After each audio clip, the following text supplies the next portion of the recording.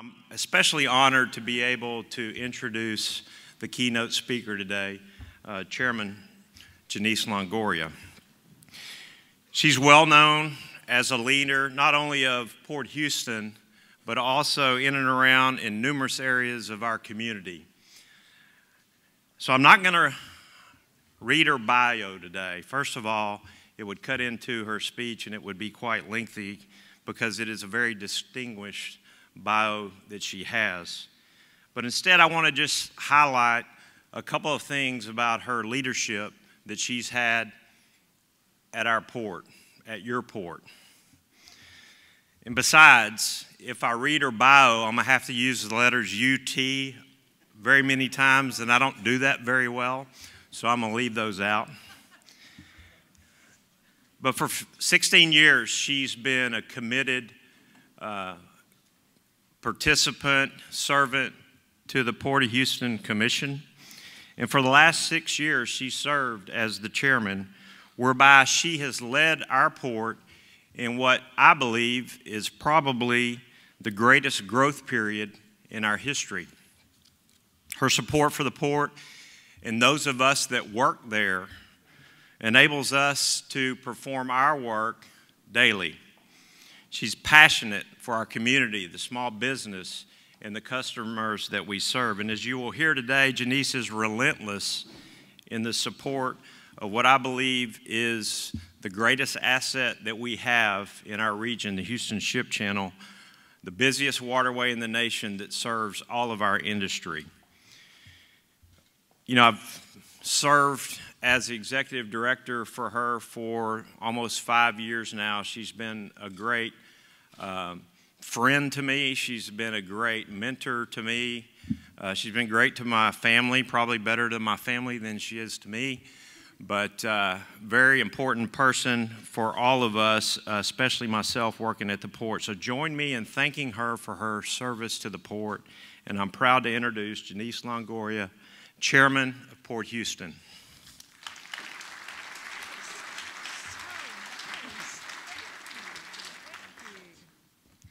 Roger, thank you for that very generous introduction. And good afternoon to everybody. I'm very excited to be here. And before I get started, I would like to acknowledge my colleagues on the Port Commission. We have Commissioner Stephen Don Carlos, we have Commissioner Clyde Fitzgerald, and Commissioner Roy Meese from the great city of Pasadena. And by the way, Roy Meese, Roger, you will have noticed this. Roy Meese is wearing a burnt orange tie. And that makes me feel so happy because I'm still very excited about UT's win over the University of Southern California, 37-14. Yay. And oh, by the way, hook 'em horns, Roger. I am surrounded by Aggies, and I love Aggies. You know, Aggies are what have made this Gulf Coast industry and so much at the Port of Houston great. So I'm very good friends with everyone. Now, the year 2017 was a remarkable year for many reasons. First of all, it was great for Port Houston business. Port Houston terminals grew by 13% overall as compared to the results in 2016. But 2017 is also remembered for two very disparate but compelling events. The first, of course, is Hurricane Harvey, and I hope at some point we don't have to talk about it anymore. You know, the devastation wreaked by Hurricane Harvey, but more fundamentally than that, seeing everybody pull together as a region to rebuild structures and to reframe the conversation about being prepared and about resilience.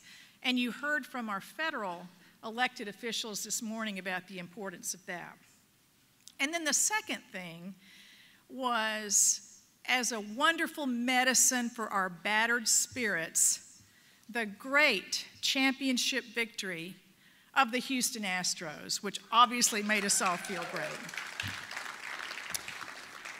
So against that very interesting backdrop, I'm going to very thrilled to be here, to be your keynote speaker for this Gulf Coast Industry Forum.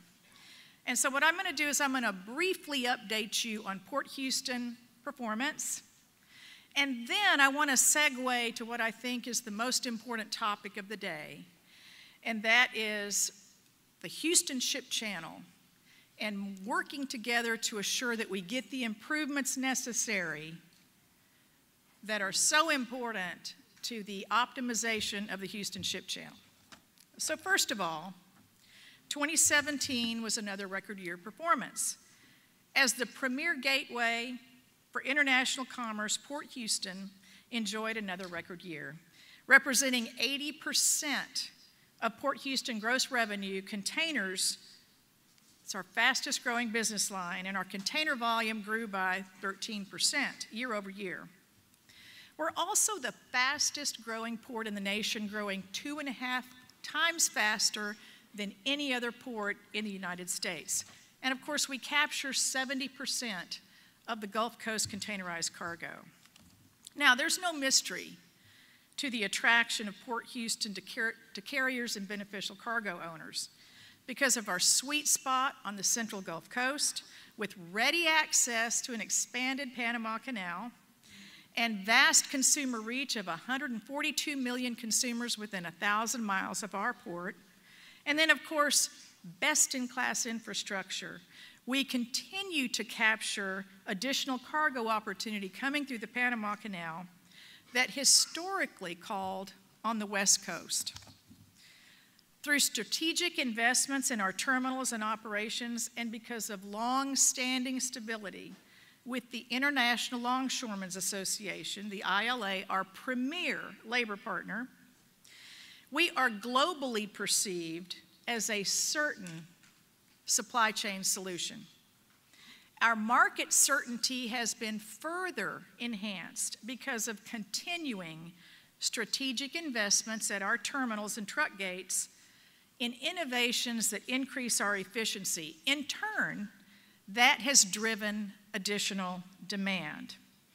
Our valued customers know that if they choose Port Houston for their cargo needs, it guarantees certainty of unloading, market reach, and efficient distribution through a vast supply chain network. And because of our continued focus on strategic investment in customer service, we are on track, according to the numbers we have through June, to again have double-digit growth for 2018. And so I want to congratulate Roger Gunther, Tom Height, John Mosley, Rich Byrne, Jessica, Will, all the staff here today for the excellent job that you have done in all the years that I've been at Port Houston, but especially in 2017 and 2018. Thank you for that. Now, as you know, our performance is not restricted to the importation of goods. We continue to be a significant exporter of commodities that are produced in our region. We are the dominant port of export for polyethylene resins that are put in containers and then exported to foreign destinations for the manufacture of goods. And after steep declines in steel imports beginning in 2014 due to the reduction in production and drilling activities, we have now seen a recovery in the price of oil, and now drilling and production activities have ramped up. So in 2017, we saw an increase of 17% over 2016 in the importation of steel, and we're seeing significant increases for 2018. Through June, steel imports are up 21%. Now, the bottom line is we are very grateful for all of the many blessings that we enjoy here at Port Houston. Best-in-class people that achieve our mission, top-notch infrastructure, supportive partners including, you heard from our federal partners here on stage this afternoon, our other elected officials, both locally and regionally, our labor partners, industry partners, all the people in this room that support us in our efforts. The business climate in the state of Texas that is so favorable to continued growth in prosperity for our region and our state. Now, with that said, we must protect, improve, and strategically invest additional time and resources to assure that the Houston Ship Channel continues to serve growing demand. And as I will underscore in this presentation, this is a challenge not only for Port Houston as a local sponsor of the Houston Ship Channel, but for you, the industry that depends on the efficient flow of commerce through our channel that is so essential for our nation's energy security. Now, the Houston Ship Channel, as you heard and as you know, is a federal waterway that is unique in all respects. It hosts the largest petrochemical complex, not just in the nation, but in the world.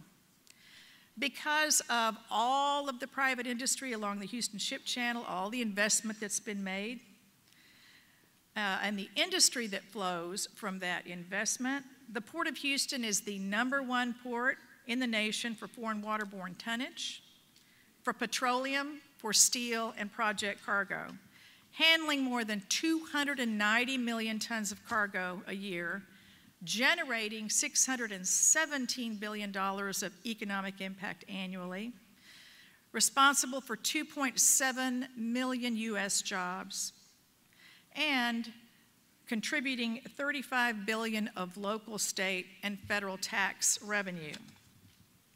The optimum utilization of the Houston Ship Channel is also essential to our nation's energy security, and I was so happy to hear that our elected officials made note of that this morning. The industry along the Houston Ship Channel, the reason for that is the industry on our ship channel supplies 60% of the nation's jet fuel and 40% of our refined gasoline supplies. The Port of Houston also contributes a very significant share to the economic health of the state of Texas, contributing 16% to the gross domestic product of the state of Texas. So all of this industry, both petrochemical and maritime, contributes not only direct jobs, but jobs in corollary areas that we see expanding every day, including real estate, logistics, warehousing, and distribution. So the efficient flow of commerce through our channel and beyond is important to our future prosperity, but I submit to you today that it may be essential to our future. So let's place this in context. The Houston Ship Channel that serves this port is the busiest channel in the nation, with nearly 9,000 deep draft vessel calls and 22,000 vessel movements within the channel on an annual basis. This is the equivalent to the ports of LA, Long Beach, and New York, New Jersey combined.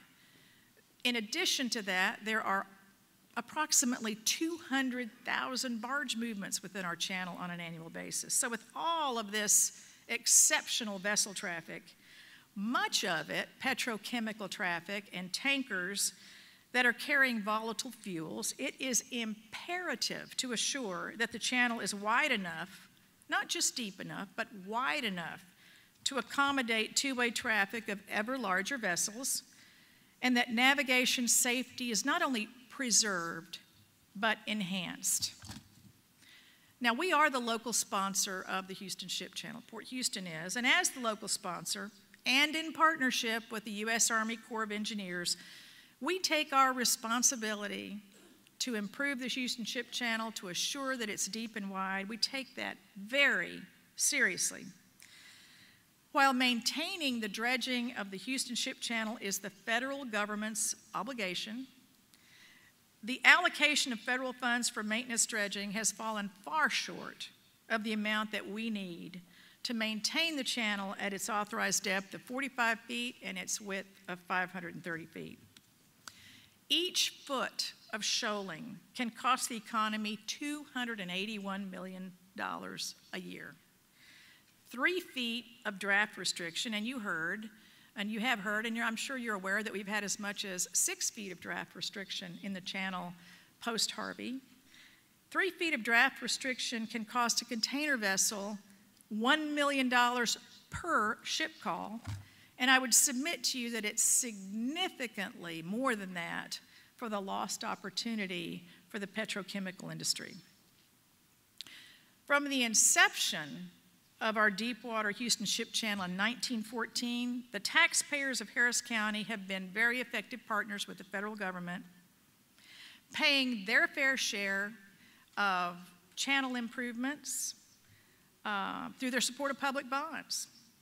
And in addition to these local taxes that have been paid by our citizens, the users of the channel also pay federal harbor maintenance taxes, which, if allocated properly, would adequately fund maintenance dredging of the Houston Ship Channel and the improvements that we seek. So let's talk about this channel funding issue.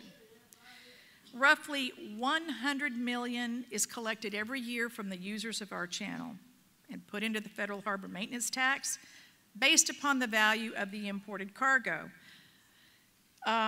Unfortunately, the federal appropriations of that tax money have averaged for Port Houston, or for the Houston Ship Channel, only $30 million annually, which is 30%, only 30% of what's collected from our users, and significantly less than we need. We need $50 to $60 million a year just to maintain the channel at its authorized depth and width.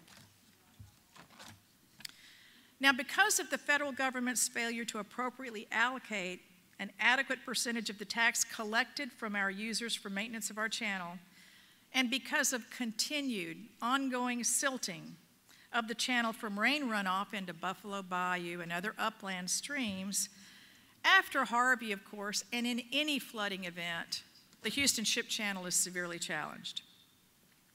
Because of the dredging deficit and the almost constant shoaling that plagues our channel without adequate federal maintenance dredging, siltation after major rain events compounds and vastly increases the problem.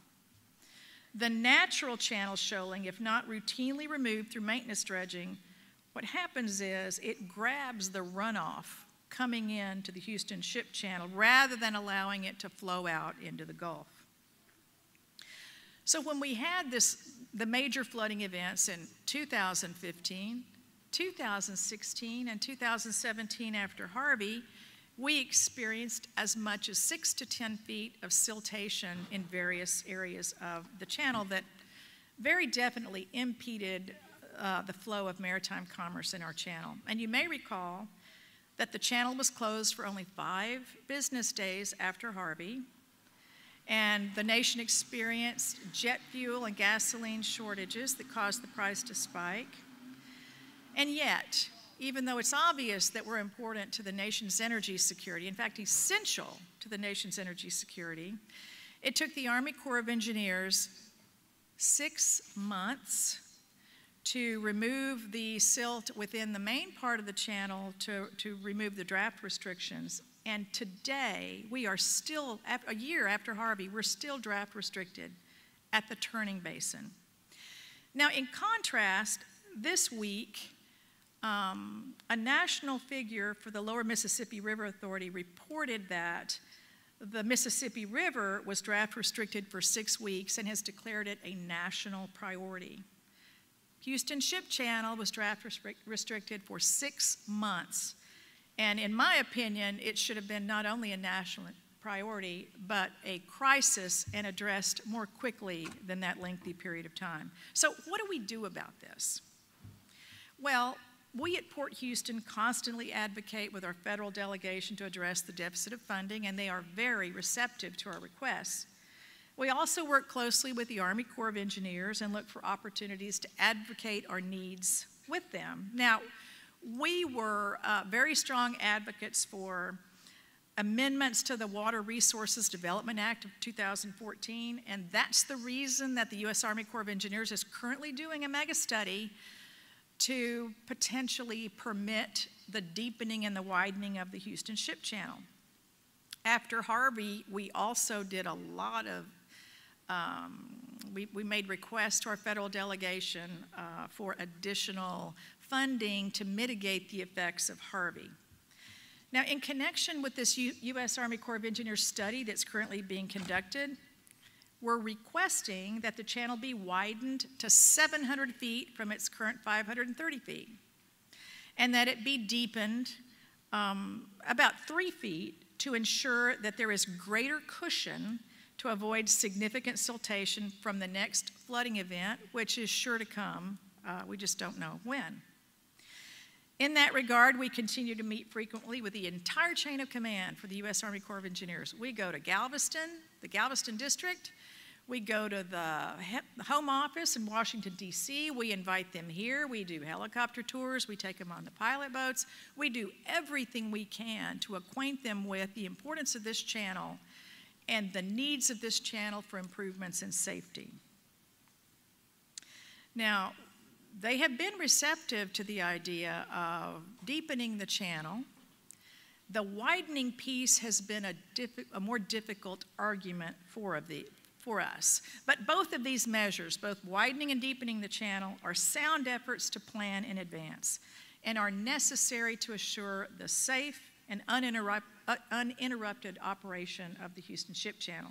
We believe it's better to invest now in improvements that we know will enhance the operation and optimization of the channel than take a wait-and-see approach and then be stymied for months after a collision.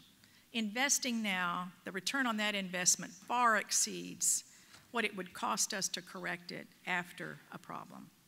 So let's not repeat the lesson of Harvey, where after only 5 days, the nation was hurled into crisis with a shortage of jet fuel and gasoline supplies. I mean, imagine the channel being closed for a few weeks after a collision. We could potentially be thrown into a recession. So although there's no doubt that the federal return on investment is unparalleled by any measure for investments in the Houston Ship Channel, and considering the importance of the channel to the nation's energy security and the economic health of our region and our state, the Corps' navigation study highlights the flaw in a federal metric that uses a one-size-all approach that does not fit our unique channel. The national economic model that the Corps has used for the WRDA authorized study is solely depth-driven and doesn't consider the benefits of widening the channel, including, of course, not only safety, but the loss of opportunity to the petrochemical industry. Instead of allowing a unique asset such as ours to apply a different model that incorporates potential opportunity loss of our petrochemical industry and safety with two-way vessel traffic in the upper reaches of the channel, their solution so far has been that the citizens have to pay for it as a locally preferred plan. Well, that's just not fair. And the reason that's not fair is because our taxpayers have already shouldered the burden of all of our infrastructure and their share of the cost of the dredging of the channel. And it also ignores that the harbor maintenance tax is more than sufficient to take care of maintenance and improvement projects. To illustrate the fallacy of the U.S. Army Corps of Engineers' current model, what they're suggesting is that they will, at federal cost, widen the channel only 1/3 of the way to the midpoint of Galveston Bay and far short of the container terminals at Bayport and Barber's Cut and far short of the petrochemical terminals that are further up the channel. Now, if this is the outcome, I'm sure you would agree with me that that is the equivalent of building a bridge to nowhere. What good does it do to widen the channel for 1/3 of the way, ignoring the need for a wider channel that can accommodate two-way traffic at container terminals and the scores of industry terminals further up the channel? It makes no sense at all. If the U.S. Army Corps of Engineers refuses to consider the unique aspects of our channel with a model that takes into consideration the potential lost opportunity and the need for safe two-way navigation in the upper 2/3 of the channel that serves the largest petrochemical complex in the nation and the fastest growing container terminals in the United States, The results could be catastrophic not only for potential collisions, but also loss of competitive advantage that could significantly impair the growth of our maritime industry that feeds so much of our regional and state prosperity. The Corps' mega study is nearing the final phase, and we are expecting the Chief's report in 2019. In anticipation of this, federal advocacy to get the U.S. Army Corps of Engineers away from this one-size-fits-all approach and to examine the aspects that mean something to us is of paramount importance. We are meeting with them and discussing this with them at every opportunity to try to change the way they look at it. We can't do this alone. And so we ask you, we ask the people in this room and our industry partners to join with us in advocating for a practical approach to the Corps review and analysis of the channel, so that in the Chief's report, we can include widening the channel, not just a third of the way, but all the way to the container terminals and all of the petrochemical terminals that are so essential to our success and that will keep the channel at its optimum operating capacity. And we will be calling on you, and so if you could please work with us. If we call on you and ask you to go with us to Washington, D.C., to advocate for this, or if we ask you to go to the Galveston Division or to help us with this message, we hope that you will answer that call. Now, one other thing before I close, and that is, this is not only important for safety and optimization of the channel, it's important to maintain market certainty. As maritime industry leaders and business community leaders, we all understand the importance of stability and certainty in the marketplace. And we have enjoyed unprecedented certainty and stability over the last six years in our market. So let's work together, not only for the purposes of improving our channel, but to assure that we have a certain and stable market and can remain competitively strong.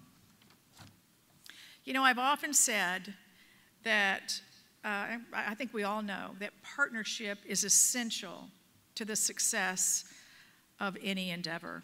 And we work in alignment with our elected leadership, our labor, our federal partners, ship channel industry, our community stakeholders, and you, everybody in this room, to assure that we are the port of choice for international and domestic commerce. We at Port Houston are very, very deeply committed to our core mission to move the world and drive regional prosperity. We are America's distribution hub for the next generation. And with your continued support and with your help with this advocacy piece, we can continue to maintain our competitive advantage. We will continue to be the Gulf Coast port of choice, the International Port of Texas, and the premier gateway for international commerce. Thank you so much for your time and your friendship.